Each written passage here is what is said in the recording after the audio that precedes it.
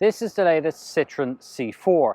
Now it's going to come in a petrol and a diesel version, but today we're going to be driving the electric version. Now this is a 136 horsepower fully electric crossover, and as it's been designed from the ground up to be electric, it doesn't look any different to its petrol or diesel compatriots. Now underneath the skin is a 50 kilowatt hour lithium-ion battery, and that's good for a range of upwards of 320 kilometers. Citroën say closer to 350 kilometers in WLTP driving, and so far today we've experienced a range that we think is realistically going to be certainly upwards of 300 kilometers, but around about 320 to 330 kilometers in typical driving. And it's got this new front look which is quite distinctive. It really stands out from the crowd when you see it on the street with these LED daytime running lights and then a stacked main headlight unit below that, and these actually form part of the Citroën logo. It's quite neat, it's well executed. I think it looks quite smart actually. And as for the rest of it, well, the only other way you'll tell from the exterior that this is the electric version is you'll see there's a small little E symbol. This is also the same as what Citroën uses for its plug-in hybrids like the C5 Aircross. Moving along, well, it's quite a distinctive looking car, and it's quite a sporty looking crossover because much like the Mazda MX-30, which we've also done a video review of, you'll see that it has this quite distinctive sloping roofline. Now, you won't find a pop-out suicide door in the back of this, unlike on the Mazda. You do get a conventional 5-door setup, and it's got a hatchback on the rear. But it does look quite smart, especially the way this tapers down and then blends in around the rear of the car. Certainly stands out, but then again, this is a Citroën. Citroën's all about design, and well, needless to say, they've done quite a good job in executing this. It's quite different from some of the other cars they've done. It's not quite as quirky looking, unlike a Citroën C4 Cactus. Some people loved it, but some people found it just a little bit too extreme or too polarizing. You will find the air bumps, although it's really just relegated to just being one down on the sill. It doesn't really stand out, so it is a little bit more conventional in that respect. But overall, looks very smart. It doesn't occupy a huge footprint. It's around about the exact same size as a Peugeot 2008, for example, and obviously we're going to also have the Opel Mokka coming from the German side of the PSA stable. But let's have a look inside because there's a lot more to see on the interior. In the front of the C4, there's a real noticeable upswing in quality. It looks very, very smart.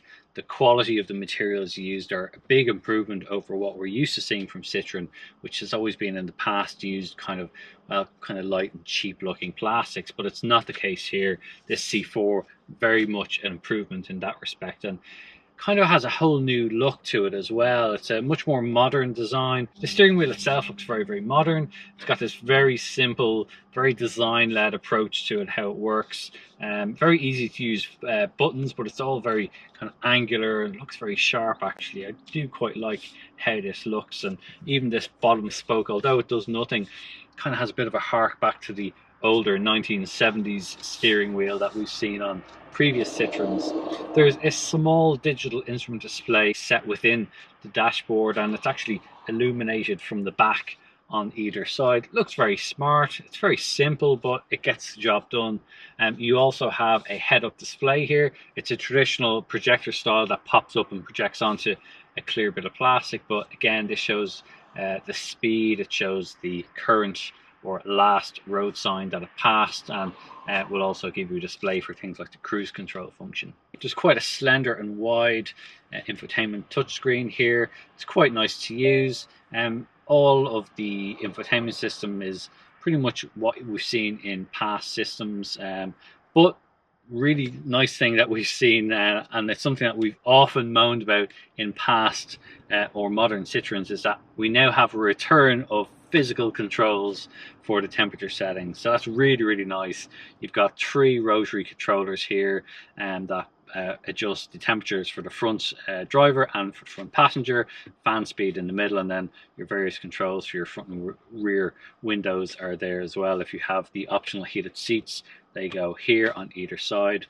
Really great to see that. Thank you for bringing that back, Citroën. It does make a big difference. You can obviously still use the touchscreen to adjust the climate control if you want, but it's really nice to have those physical controls. Makes a big difference. As for the rest of the center console, well, this car has a wireless charging pad here on top. Very easy just to pop your phone in there. There's also USB-C and USB-A, so you get both kinds, which is quite nice. And there's a 12-volt socket further down in this larger storage area, which includes a nice kind of rubberized feel. So anything you put in there is unlikely to roll around much in the corners. You have a small little space here that you could, I guess, put your car key into. And then you have the shift functions for the single speed automatic transmission. Obviously there's no gear lever needed with this car, and you have quite a nice machined looking controller here for toggling between your reverse, neutral and drive. And then obviously you have buttons here for you've got your braking function and your park function. You also have 3 drive modes available, so you've got normal, eco and sport, and they have the expected impacts on how the car performs and its characteristics. There's also then electric handbrake here, and you can then slide this back and reveal 2 cup holders, generous enough in size, and then there's a small storage bin underneath the armrest. The seats themselves are also worth a mention. Citroën has been really pushing towards having this comfort factor in its cars, and these feature lots of nice bolstering. It's not like a sports seat.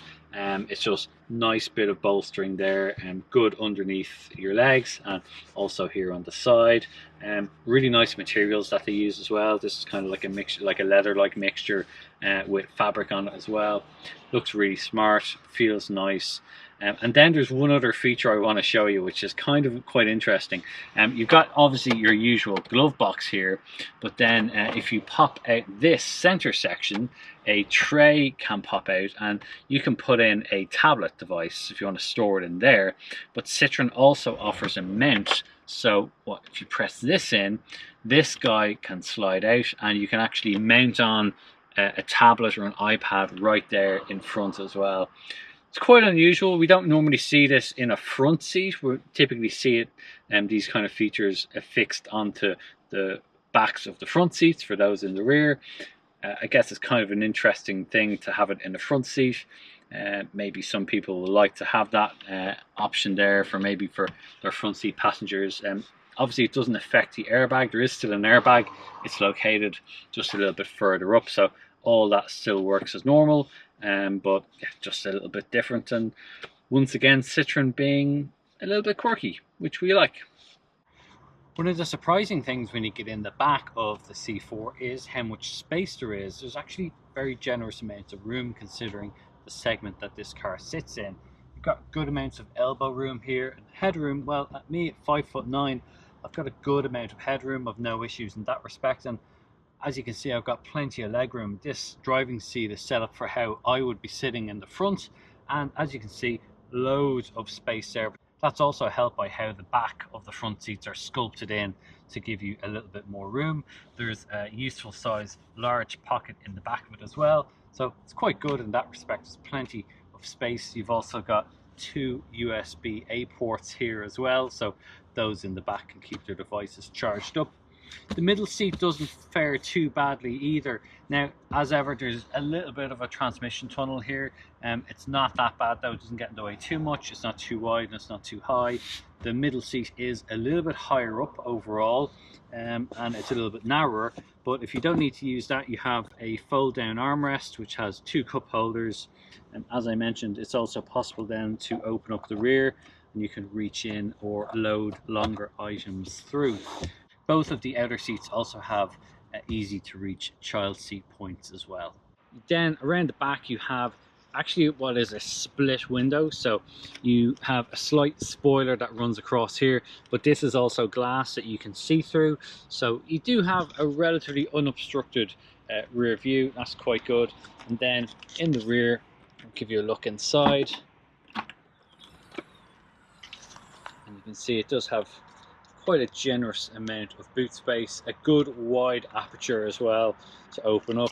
That's just a bag with our charging cables, and then there is an additional lower section underneath, so you can lower down and have a split level floor, or keep that up high and then have you can have a separate space underneath. So it's a traditional sort of hatchback, and quite smart, quite a good amount of space as well. You can also drop the rear seats. They have a 60/40 split, and there is also a ski hatch for loading through longer items. One of the first things you'll notice when driving the electric C4 is just how comfortable the whole thing is. There's obviously these seats which I talked about earlier, but Citroën also equips all of its C4s with its patented progressive hydraulic cushion system. So these are basically much softer, more compliant suspension setup. Makes it much nicer to drive. When so many of these crossovers are trying to make them feel dynamic and sporty by effectively just making the suspensions overly firm, this is quite a nice difference. It's just a little bit softer. It rolls over all the bumps quite nicely. You don't get these jolts through the cabin. It's much nicer to drive, and even on bad surfaces, it just dulls everything down, just makes it nicer. And it doesn't really come to any detriment in terms of how it handles. It still actually performs quite well. Okay, this isn't the most powerful electric vehicle around. It's got 136 horsepower, so it's not going to be like a, like a Tesla testing out your headrests to see how strong they are. But for average urban users, this is ample amounts of power. You do not need any more really in everyday driving for what this offers. It's easily quick enough when getting away from a set of traffic lights, and it will perform quite well at motorway speeds. It gets up to speed relatively quickly. It's 9.7 seconds from 0 to 100, so it's not rapid by any stretch, but most people these days, it's not really all that relevant. It's how it gets away from traffic lights to 30 kilometers an hour, for example, and in that case it's actually quite nippy, it's quite zippy, so it does quite well in that respect. But this isn't a car that really lends itself to flat out driving, as I said, because of how that suspension is set up. It will roll a little bit more in the corners, but it's all still remains quite controlled.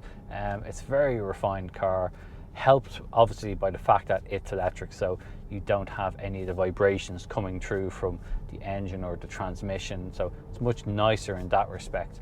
And for driving around town, it's very, very comfortable. As I mentioned about driving range, because obviously it's a big factor still for a lot of people, this is more than adequate from the 50 kilowatt hour battery in terms of what the average user will probably get. I would suspect most people, even in the winter months, will probably see close to 300 kilometers. I think for the most part you'll easily probably get 320 kilometers. With mixed use, obviously that's, it depends. If you're always on the motorway, that's obviously going to have more of an impact on the overall range. But for the most part, if you're doing predominantly urban driving, I think actually you'll find you'll get much closer to the 350 kilometers that Citroën claims this car to offer. But as you can see, it is quite nippy. When you are pulling away from stationary or from very low speed, you can feel a little bit of torque steer coming through the steering. It does have a little bit of an impact on it, and I'd say certainly on wet conditions, on a wet road, on a cold morning, you'll probably get a little bit of intervention from the traction control just in that initial moment of pull away. But for the most part, it's very nice. There's plenty of pickup. It will get up to 50-60 kilometers an hour very, very easily. It's just very nice car to drive, and that sounds a bit of a kind of a, it's not a veiled insult. It's just a very pleasant car. Citroën has been doing comfort for quite a while now. It's done it very well in this car. It does handle quite well. We've had some sportier driving in it, and it's well able to do it. But really, this is a car for the urban user that wants to have a nice electric crossover. Even though it has that sloping roofline, there's pretty good amounts of space in the back, as you probably will have seen from earlier in the video, and it's a very practical car. So there's it's not a lot to separate really all of the different electric cars from the PSA group, because obviously you've got the Opel Mokka, you now have the Peugeot E2008, which is a very, very good car, great design. This, well, how is it different? It's that comfort. It keeps coming back to it, but it is that comfort. That's what sets this car apart from so many of the others. Crossovers should be like this. If you want something like an SUV, it should be comfortable and it should be compliant, and that's exactly what this car does, and it does it very, very well. So that's our first drive in the Citroën C4 Electric. I hope you did enjoy it. I hope that you found it useful. If you did, please give the video a thumbs up. And we'd love to know what you think about this car and actually all of its rivals. And are you ready to go electric? Have you already gone electric? Tell us below in the comments what you think, because we always do really appreciate your feedback. If you haven't yet subscribed to the Complete Car YouTube channel, please do so. It really helps us. And if you already subscribed, thank you. We really do appreciate that. And don't forget, if you press the notification bell, next time we upload a video, you'll be alerted to that as well. That's been our first drive review. Thanks for watching.